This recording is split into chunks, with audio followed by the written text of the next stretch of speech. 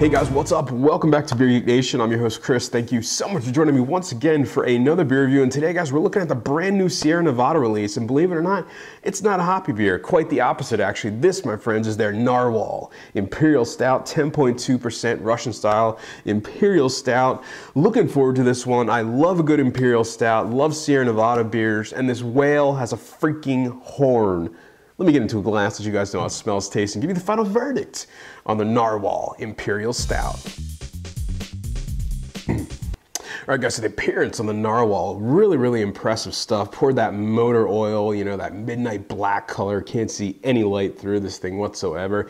There was a nice, you know, barely half a finger of a brown, kind of dank looking head, dissipated really quickly at the higher ABV. Definitely some smaller bubbles sticking around. Lots of lacing on this one. Definitely getting some alcohol legs. I would expect that. Nice carbonation. Just a great looking Imperial Stout.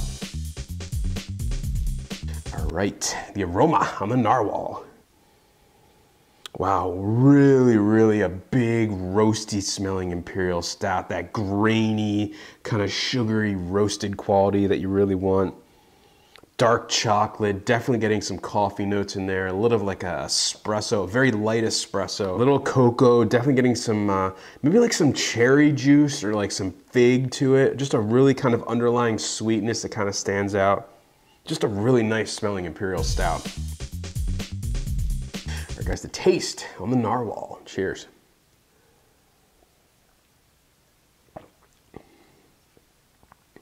Wow, this beer has a lot of mouthfeel to it. Right at the front of the tongue, you're getting those classic, you know, bitterness from that dark chocolate and coffee.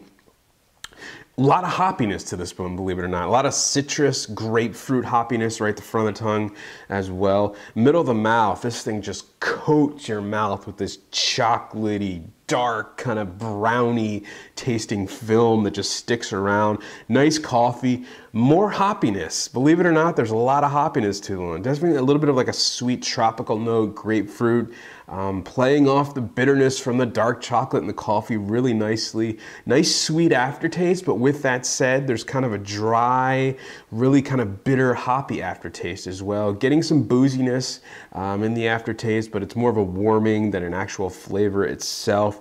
Just a really big, coffee-forward, chocolate-loving, hoppy, West Coast style Imperial Stout. Really nice stuff. All right, guys, so the final verdict on the Narwhal Imperial Stout from Sierra Nevada, 10.2% alcohol by volume. Guys, I'm gonna give this one an A. This one's a really big surprise for me. I didn't know what to expect. I think Sierra Nevada's been playing it really safe lately, but with this one, they just nailed it. They kind of went out on a limb.